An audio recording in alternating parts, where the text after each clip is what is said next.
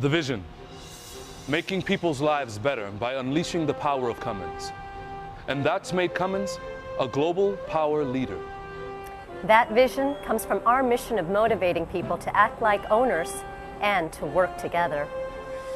Exceeding customer expectations by being first to market with the best products. Working as partners with our customers to make sure they succeed. Demanding that everything we do leads to a cleaner, healthier, safer environment. We'd like to take a few minutes to tell you about Cummins, who we are, how we became the company we are today, and the future of Cummins.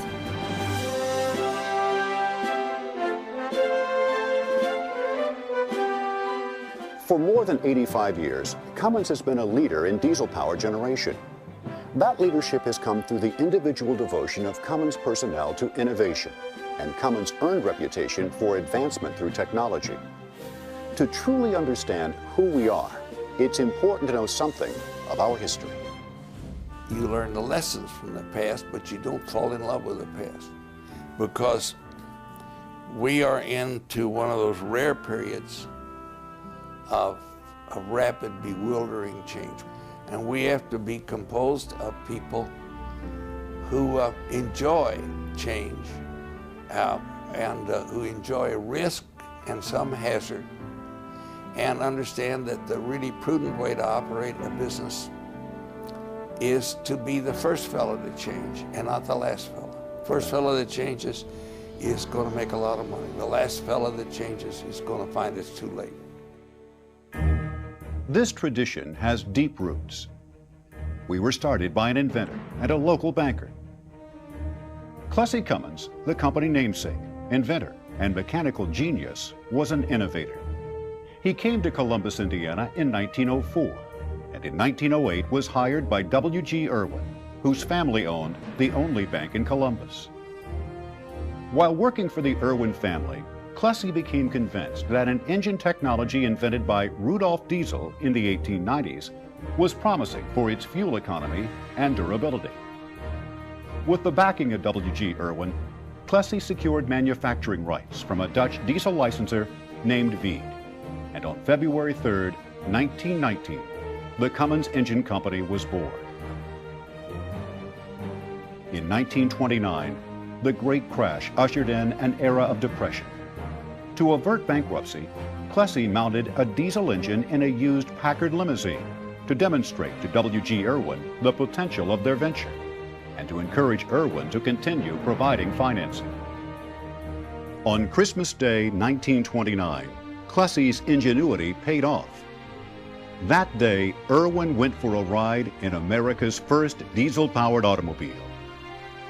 He decided to persevere, and from then on, he never looked back. Plessy went on to prove the potential of the diesel-powered automobile by setting a diesel speed record at Daytona Beach. He took a Cummins-powered truck coast to coast on a mere $11.22 worth of fuel. And in 1931, a Cummins diesel engine set an endurance record of over 13,000 miles. In 1937, 18 years after starting, the company made its first profit. The difficulties of starting and building a new company soon gave way to the challenges of growing that company into the world's largest independent engine producer. To do this, Cummins had to outdistance the competition, a decision that meant taking and maintaining the lead in technology. There were maybe 30 or 40 companies who were trying to do the same thing we were in diesels, high-speed diesels.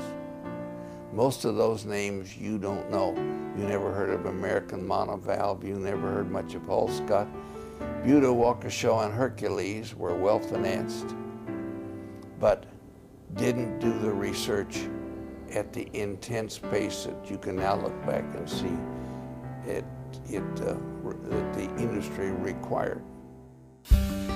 The company made a commitment to proving the worth of the Cummins diesel engine by undertaking a major expansion of its research lab.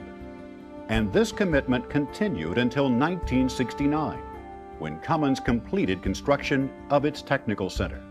This $22 million technical center is the foundation of a continued commitment of the long-held Cummins philosophy to make our products obsolete through innovation. This commitment to innovative technology has continued into this century as Cummins continues to invest in research and design.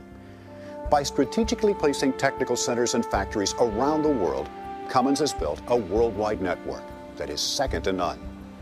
Our diverse workforce and world-class engineering spark ingenuity that brings innovation and excellence to every product and service. Our progress in developing innovative technology has allowed us to serve a broader range of customers. Cummins, through aggressive research and development, has remained agile in adapting to changing customer needs. An example of this came in the early 1980s, when Chairman Henry Schott and President Jim Henderson put together a daring plan to shift into a new market, small and mid-range engines. I can remember going to the board of directors. It wasn't the last time I was in high soprano with the board. When I tried to explain to them we wanted to undertake a $1 billion program when the total market value of the company was $240 million. Half of it was in the new small engines. That's what we called You Bet Your Company. And that's what you called You Bet Your Company, because if you're wrong about that, there was really no way home. And it was high risk because not only was the investment disproportional to the size of the company, but we were entering in a brand new arena. The challenge in pursuing this strategy was to make Cummins competitive with low-cost foreign manufacturers. The development and growth of the B-Series engine is a perfect example of how Cummins fought off foreign rivals by introducing new, smaller engines and reinvesting millions in rethinking the entire manufacturing environment. The B-Series engine has achieved overwhelming global success.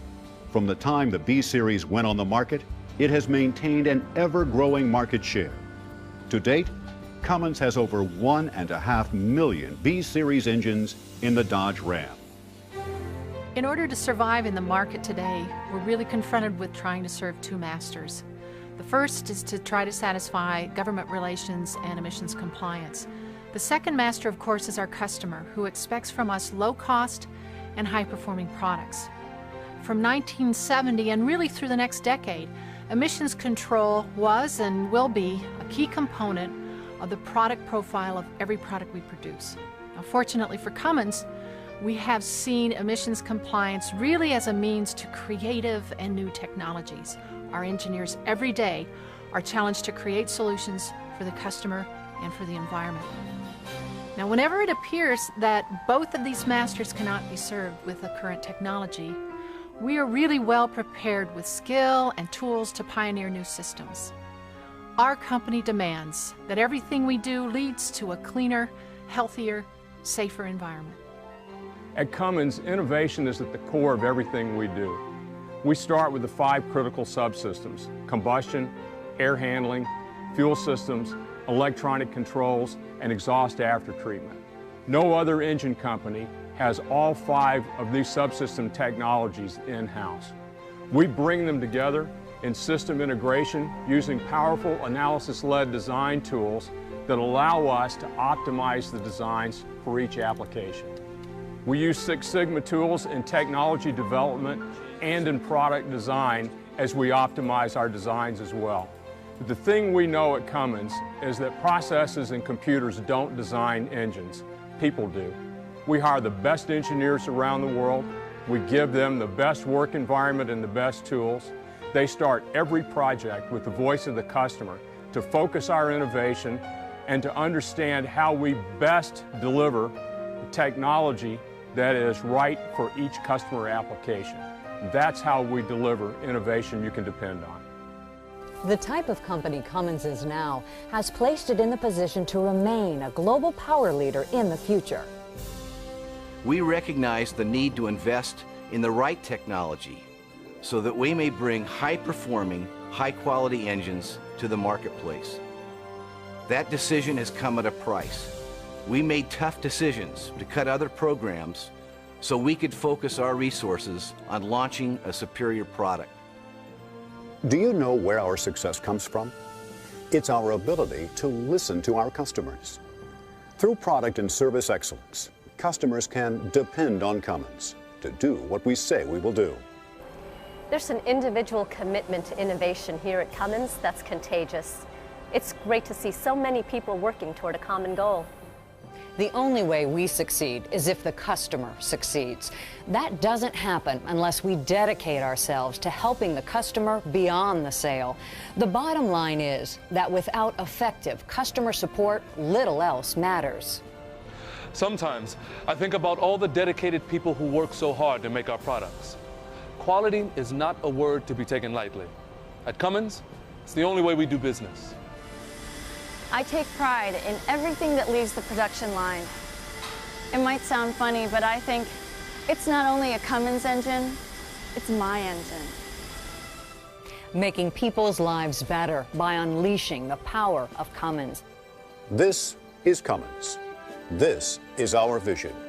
And this vision has made Cummins a global power leader.